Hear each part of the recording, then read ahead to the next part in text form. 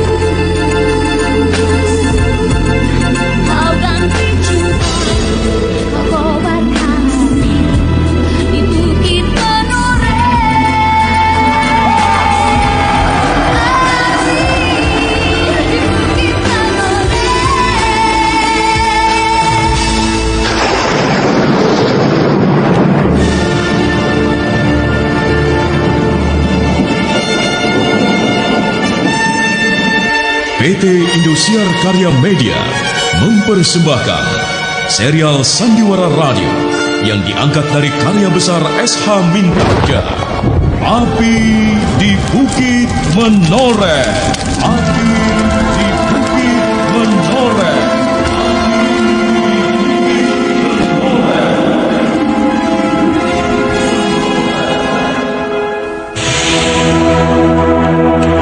Naskah ditulis oleh Budi Setianto.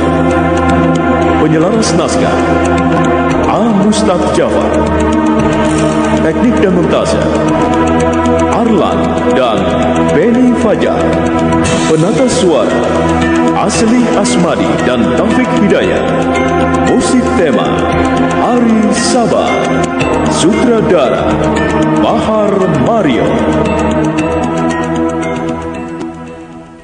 Pada bagian ke-46 ini menampilkan Iwan Dahlan sebagai Patih Mancanegara dan Hudaya, Awang Hermawan sebagai Ki Wuragil, Ebrisman sebagai Ki Wangsapati, Riki Sitompul sebagai Sutawijaya, Guritno sebagai Ki Gede Pemanahan, Fitra Hartono sebagai Untara, Aryo Sugiharto sebagai Agung Sedayu, Awang Hermawan sebagai Widura, Yudi Alkan sebagai Sidanti, Oskar Sitompul sebagai Wiradimaja, Combi Romli sebagai Citra Gati, Tuti Hartati sebagai Sekar Mirah, dan Asdi Suhastra, pembawa cerita.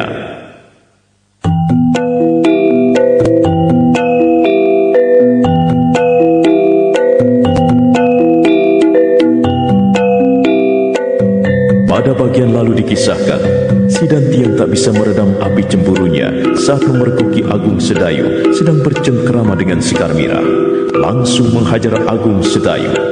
Pertarungan pun terjadi antara mereka. Namun Agung Sedayu tak membalas serangan Sidanti, hanya mengelak saja. Di lain pihak, Patih Mancanegara curiga pada Ki Wuragil dan Ki Wangsapati yang ngotot mengadukan perihal Sutawijaya yang menyusup ke Kaputren.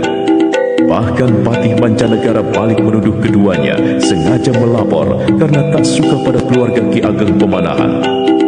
Nah, silakan mengikuti lanjutan kisahnya.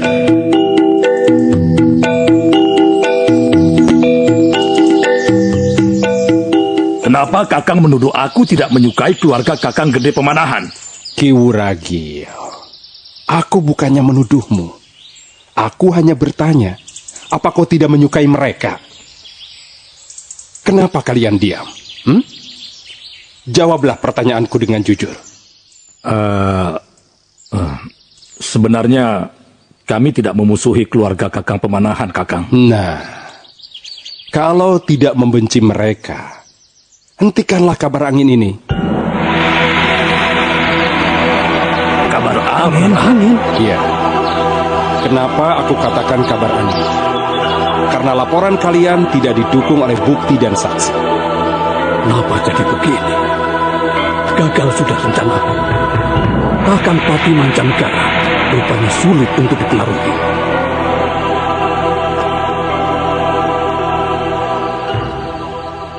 Kalian tahu, menyebarkan berita bohong sama saja dengan fitnah. Dan hukumannya lebih berat, karena bisa memicu perpecahan di dalam Kesultanan Pajang. Ingat, Raden Sutawijaya itu anak angkat Kanjeng Sultan. Mana berani aku melangkahi Kanjeng Sultan? Kalian tentu mengerti maksudku, kan? Sendiko, Kakang Pati. Patih Mancanegara tetap tidak bisa menerima laporan kedua bupatinya, Ki Wuragil dan Ki Wangsapati. Lantas meninggalkan keduanya. Di lain pihak, Untara mengumpulkan para wiratamtama dan segenap pemuda Sangkal Putung untuk persiapan menghadapi Laskar Tohpati. Aku mengundang kalian untuk membicarakan persiapan Sangkal Putung menghadapi Laskar Tohpati. Kali ini, dia pasti menyertakan para prajuritnya yang tangguh.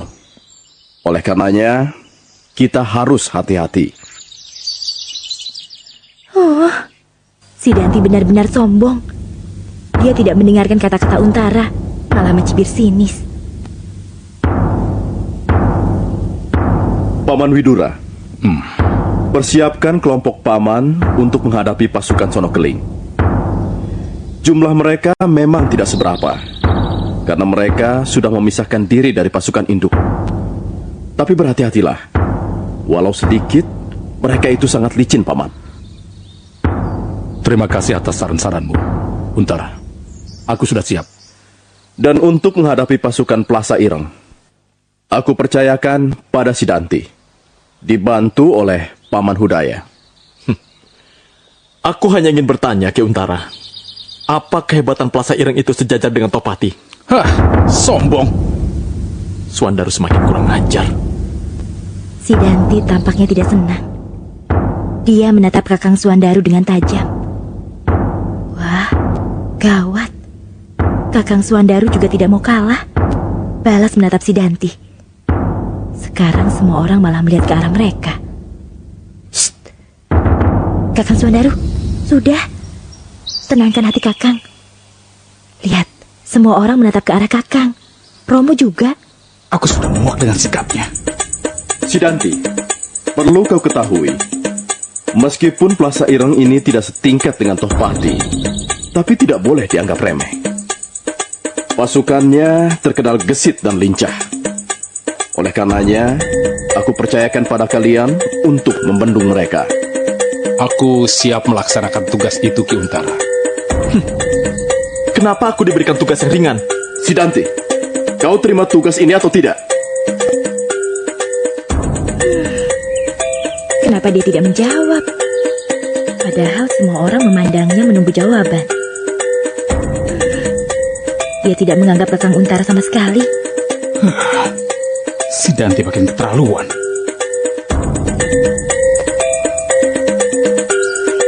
Sementara pasukan alap-alap Jalatundo akan dihadang oleh Sedayu dan dibantu oleh Paman Citragati. Aku siap dengan tugas itu, Kakang. Aku juga siap membantu Angger Sedayu. Nah, sedangkan pasukan induk Tohpati akan berhadapan dengan kelompokku. Pintar sekali dia. Dia memilih berhadapan dengan Tohpati. Kalau pasukan Pajang di Sangkal Putung ini berhasil memukul mundur Laskar Jipang, dia akan mendapat nama. Lagi pula, aku tidak yakin Untara mampu menghadapi Tohpati.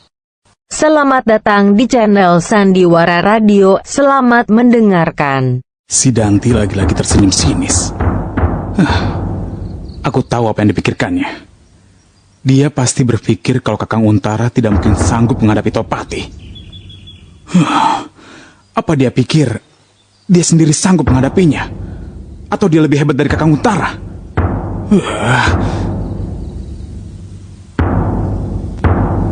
Oyawira, kau bergabung dengan para pemuda Sangkal Putung bersama Suandaru. Baik, Ki Untara. Kelompok cadangan aku percayakan pada Ki Demang. Nah, aku percaya kalian bisa menjalankan tugas masing-masing. Meski kita menunggu kabar dari para telik sandi Mulai sekarang, kita harus sudah siap bertempur. Seketika terjadi kesibukan di Kademangan Sangkal Putung. Persiapan menghadapi peperangan yang harus dilakukan dengan cara yang tidak terlalu mencolok.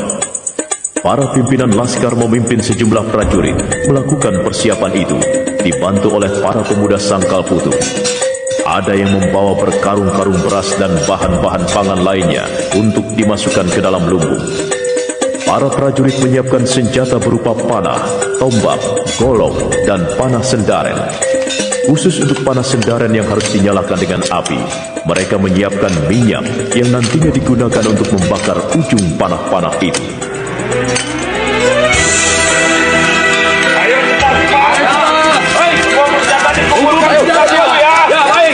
Makan di sebelah sana. Ya.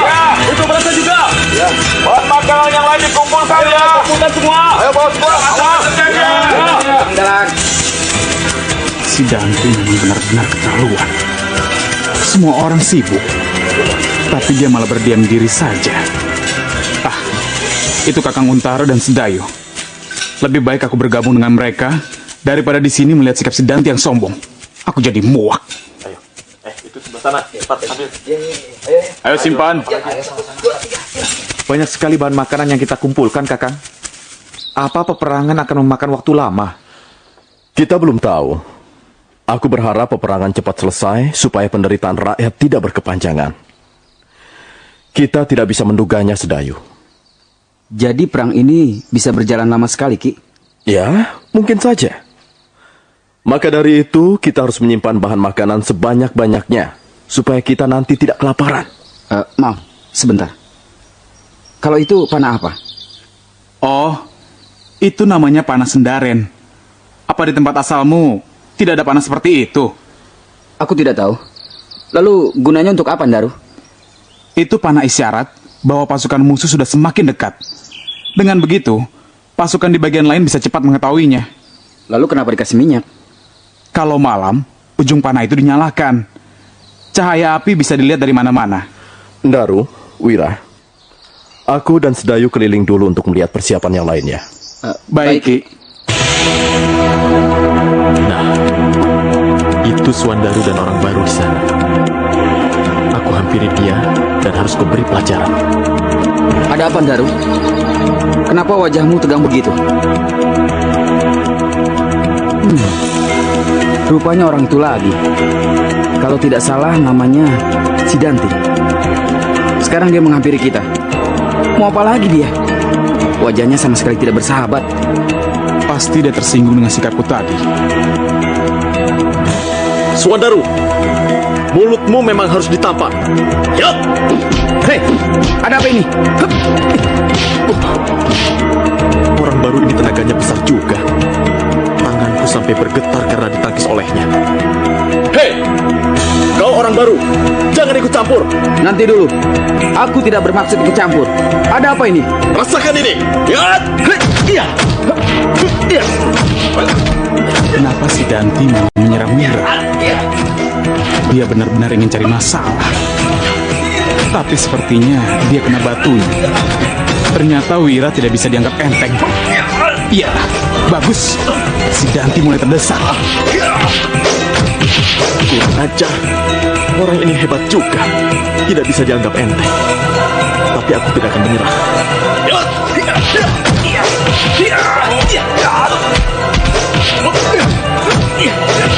Hei, ada apa ini? Kenapa mereka bertengkar? Hei, berhenti! Kenapa Kakang Untara datang melerai mereka? Si Dante tidak mau berhenti, malah terus saja menyerang. Padahal Wira sudah menghentikan serangannya. Berhenti!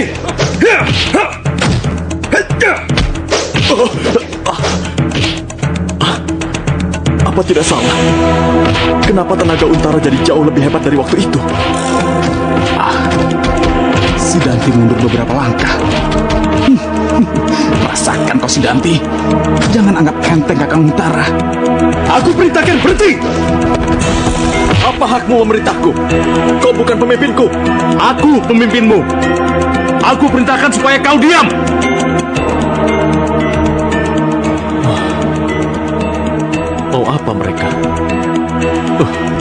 Mereka mengepungku. Paman, awasi dia.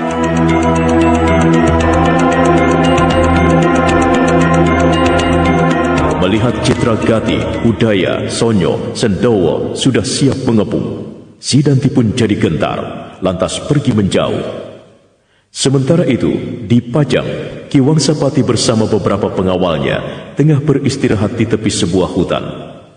Wangsapati mondar-mandir gusar seperti sedang menunggu seseorang. Tiba-tiba angin bertiup kencang, tidak seperti biasanya. Ada apa ini? Kenapa angin tiba-tiba bertiup kencang? Rupanya ada yang tidak beres. Apa itu? Bayangan hitam bergerak cepat sekali, menginjak-injak kepala dan pundak-pundak para pengawalku. Ilmu meringankan tubuhnya tinggi sekali. Apa ini? Siapa yang menginjak kepalaku? Kurang ajar. Aku harus waspada. Hai, siapa kau? Tunjukkan dirimu. Ternyata Kakang Panji benar. Ki Wangsapati tidak suka diajak bercanda. Kakang Panji? Oh, jadi kau suruhan Kakang Panji? Siapa dia? Pakaiannya serba hitam. Tidak tahu. Aku belum pernah melihatnya. Tapi yang jelas, dia sangat sakti. Tugas apa yang harus aku kerjakan? Kemarilah. Aku akan memberitahukanmu. Coba lihat. Kenapa Gusti Wangsapati bicara berbisik-bisik dengan orang itu? Apa yang mereka bicarakan? Entahlah. Pasti sesuatu yang sangat rahasia. Apa kau sudah jelas dengan tugasmu? Jelas, Ki Wangsapati. Tapi ingat, setelah dia masuk, kau harus cepat pergi. Urusan selanjutnya, biar aku yang tangani. Aku mengerti, Ki. Ingat, Pangeran. Gusti Putri ada di sini adalah amanat dari Kanjeng Sultan. Dia adalah orang yang dijanjikan Gusti Ratu Kalinyamat. Apabila Kanjeng Sultan bisa menyingkirkan Arya Penangsang. Baik, Romo. Kula nuwun pamit. Apa mungkin?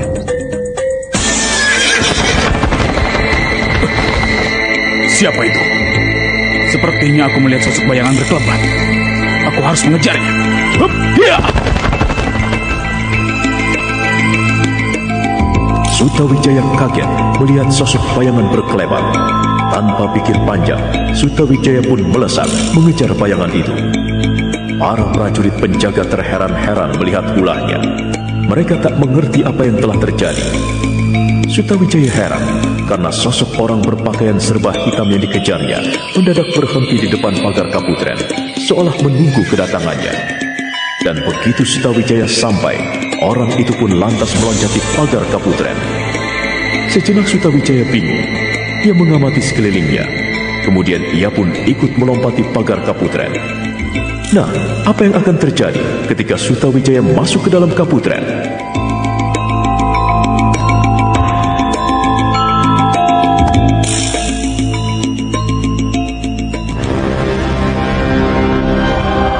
Saudara pendengar, ikuti kelanjutan serial Sandiwara Radio Api di Bukit Menoreh esok hari pada waktu yang sama. Dan nantikan tayangan sinetronnya segera di layar kaca Indosiar. Sampai jumpa.